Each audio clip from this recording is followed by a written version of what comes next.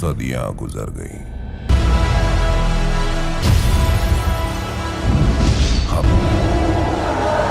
तुम राजा बनने के लायक नहीं हो। सेट ने मिस्र पर कब्जा कर लिया और लोगों को गुलाम बना लिया। सिर्फ एक देवता हमें बचा सकता है, लेकिन उसकी आंखों के बिना नहीं। God's of Egypt. Film God's of Egypt एक ऐसे बदले की कहानी है जहां एक देवता अपने ही चाचा की गद्दारी का शिकार हो जाता है। चाचा उस देवता के पिता को मारकर उसकी भी आंखें निकाल लेता है, जिसके बाद देवता की लाइफ में आता है एक इंसान और बदल देता है उसकी जिंदगी। लेकिन क्या वो देवता अपना बदला लेने में कामयाब होगा? वो इंसान उस देवता की मदद कैसे करेगा? क्या होगा इस बदले का अंजाम? चलिए बताते हैं आपको फिल्म की कहानी। फिल्म की शुरुआत में बताया जाता है कि इतिहास शुरू होने से पहले इजिप्ट ही हर जीव का जन्म स्थान होता था। यहाँ देवता इंसानों के साथ रहते थे और इंसान उनकी पूजा और सम्मान करते थे। फर्क इतना था कि इंसानों की रगों में खून तो देवताओं की रगों में सोना दौड़ता था। देवता जब चाहते किसी भयानक दरिंदे का रूप ले लेते थे। इजिप्ट दो शक्तिशाली भाइयों में बटा हुआ था, जिनमें से एक ओसिरिस जिंदगी का देवता था, जबकि दूसरा था सेट, बंजर रेगिस्तान का राजा। यहाँ से सीन बदलता है और वक्त आता है ओसिरिस के बेटे होरस की ताजपोशी का। होरस की ताजपोशी होने ही वाली है कि ओसिरिस का भाई सेट वहाँ अपनी सेना के साथ आकर ओसिरिस को मार गिराता है। होरस अपने पिता की मौत से आग बबूला होकर सेट पर हमला कर देता है। देखते ही देखते सेट और होरस खूंखार दरिंदे बनकर लड़ाई करने लगते हैं। सेट होरस को हरा देता है और उसकी दोनों आंखें निकालकर उसे अपनी आगे की जिंदगी अंधेरे में बिताने के लिए छोड़ देता है। सेट खुद को इजिप्ट का नया राजा घोषित कर इंसानों को आदेश देता है कि उन्हें अपने आगे के पुनर्जन्म के लिए भुगतान करना होगा। समय बीतने के साथ सेट का अत्याचार लोगों पर बढ़ा और लोग इजिप्ट छोड़कर जाने लगे। जो वहां रहते उन्हें पुनर्जन्म के लिए पैसा नहीं कमाने दिया जाता था। उधर इजिप्ट का रहने वाला एक चोर बेक अपनी प्रेमिका जाया से मिलने महल में घुसता है। जाया यहाँ आर्किटेक्ट उर्शु के लिए काम करती है। वो बेक को कहती है कि उसे सेट के खजाने में घुसकर होरस की आंखें चुरानी होगी, ताकि होरस इजिप्ट की जनता को सेट के जुल्म से बचा सके। इसके लिए जाया बेक को उस खजाने का नक्शा भी समझाती है। वो दोनों नक्शा घर में राजा सेट के रेत वाले पिरामिड का नक्शा भी देखते हैं। नक्शे को देखकर जाया कहती है कि पिरामिड की आग सेट की शक्ति का जरिया है। इसके बाद बेक खजाने वाली जगह पहुंचकर होरस की एक आंख चुराने में कामयाब हो जाता है, लेकिन वापस महल पहुंचकर देखता है कि सेट के सिपाहियों ने जाया को घेर लिया है। वो अपनी गर्लफ्रेंड जाया को लेकर वहां से भागता है, मगर जाया को सिपाहियों का एक तीर लग जाता है और वो घायल हो जाती है। बेक उसे लेकर सीधा होरस के पास जाता है और उसे जाया को बचाने के लिए कहता है, मगर इतने में मौत का देवता आकर जाया की आत्मा को अपने साथ लेकर चले जाते हैं। बेक होरस को उसकी एक आंख देता है और उस पिरामिड में घुसने का रास्ता बताने के लिए कहता है जहां सेठ की शक्ति होती है। इसके बदले में वो होरस से जाया की आत्मा को वापस लाने का वचन लेता है। एक आंख आ जाने के बाद भी होरस की गॉड वाली शक्तियां नहीं आती, क्योंकि उसे लगता है कि वो दोनों आंखें होने के बाद ही उसे मिलेंगी। महल जाने से पहले होरस अपने दादाजी रा से अंतरिक्ष में मिलता है। उसके दादा रा सूरज के देवता है, जो अंधेरे से इजिप्ट की रक्षा करते हैं। अपनी दादाजी रा के पास से होरस जादुई पानी अपने साथ लाता है। होरस और बेक वापस धरती पर पहुंचते हैं, जहां उनका मुकाबला सेट के सिपाहियों से होता है। होरस कुछ सिपाहियों को मार देता है, लेकिन बचे हुए सिपाही होरस को खाई से नीचे फेंक देते हैं, जिसके पीछे बेक भी कूद जाता है, मगर होरस और बेक बच जाते हैं। तब होरस बेक से कहता है कि अपने साथ लाया जादुई पानी पिरामिड की आग बुझाएगा और इससे सेठ की शक्ति कम हो जाएगी। इधर दूसरी ओर सेठ अपनी पत्नी को मारने के बाद प्यार की देवी हथौर से कहता है कि वो जल्द ही दुनिया पर हुकूमत करेगा। हथौर अपने जादू से होरस से बात करती है, मगर सेठ हथौर को भी मारने की कोशिश करता है, तो हथौर वहां से भाग जाती है। सीन बदलता है और होरस और बेक के पीछे सेठ के सिपाही खूंखार पालतू जानवरों को लेकर पहुंचते हैं, जिसे देख होरस और बेक भागने लगते हैं।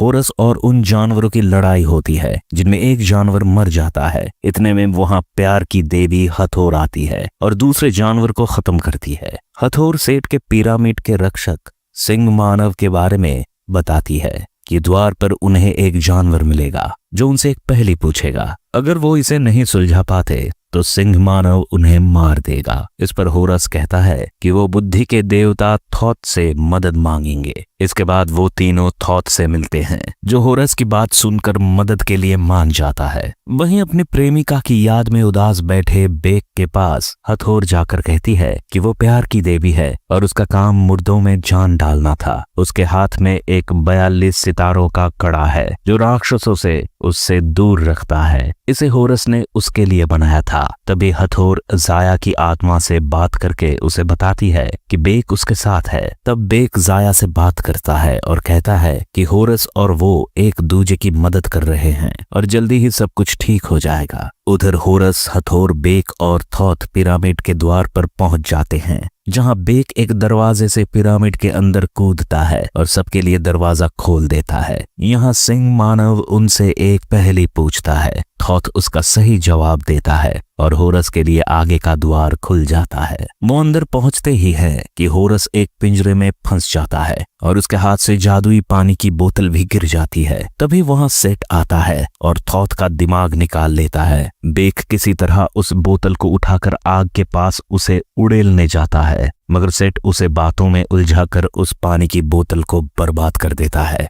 सेट के जाते ही वो पिरामिड धंस जाता है, मगर होरस बेक और हथौर को बचा लेता है। हथौर मौत के देवता को बुलाकर जाया के पुनर्जन्म के लिए अपना कड़ा उसकी कीमत के रूप में कुर्बान करके चली जाती है। होरस उस कड़े को बेक को देते हुए कहता है, इसका जो करना है करो। ये कड़ा लेकर बेक अपनी प्रेमिका जाया के पास नर्क के द्वार पर पहुंच जाता है, जहां पुनर्जन्म के लिए सौदा होता है। यदि कोई आत्मा अपने पुनर्जन्म के लिए सामान देती है और पलड़ा भारी हो जाता है तो उसे पुनर्जन्म मिलता है, और यदि उसके पास सामान नहीं होता या उसका सामान हल्का होता है तो उस आत्मा को शरीर छोड़ देना पड़ता है। बेक वहां जाता है, मगर जाया उसे लेने से मना कर देती है और उसे जाने के लिए कहती है। एक बार फिर सीन बदलता है और सेठ के खूंखार अवतार को दिखाते हैं। सेठ अपने उस कवच में थॉथ का दिमाग, ओसिरिस का दिल, होरास की आंख और अपनी पत्नी के पंखों को लगाकर अपने पिता यानी सूरज के देवता रा के पास पहुंच जाता है। सेठ अपने कामों के बारे में बताता है और पूछता है कि उन्होंने उसे रेगिस्तान में क्यों भेजा और ओसिरिस को राजा क्यों बनाया। तब रा बताता है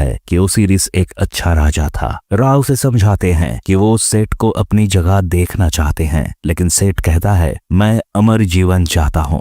दोनों के बीच इसके बाद युद्ध हो जाता है और सेठ अपने पिता रा को मार डालता है। वो रा का भाला अपने पास रख लेता है और वापस आकर अंधकार फैलाना शुरू कर देता है। दूसरी तरफ बेक हवाओं के देवता यानी होरस के पास लौट आता है और दोनों राजधानी की तरफ हथौर के रथ पर निकल पड़ते हैं। रा का भाला सेठ के पास रहता है, जिसे वापस लेने के लिए बेक और होरस महल में घुसते हैं।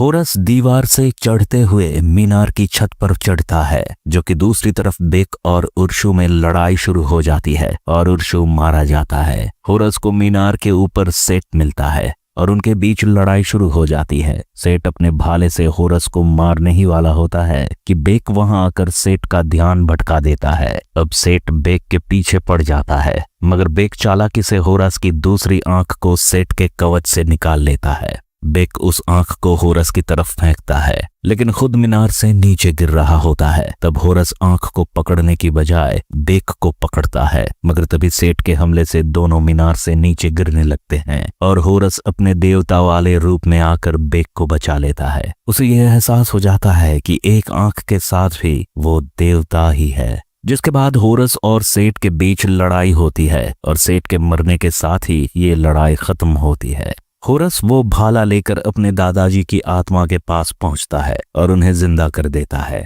रा अपने भाले से अंधेरे का नाश करते हैं और इसके साथ ही नरक के दरवाजे पर भी रोशनी हो जाती है। होरस को धरती पर अपनी दूसरी आंख भी मिल जाती है, मगर तब तक बेक मर चुका होता है। तब होरस के दादा रा बेक और जाया को पुनर्जन्म देते हैं।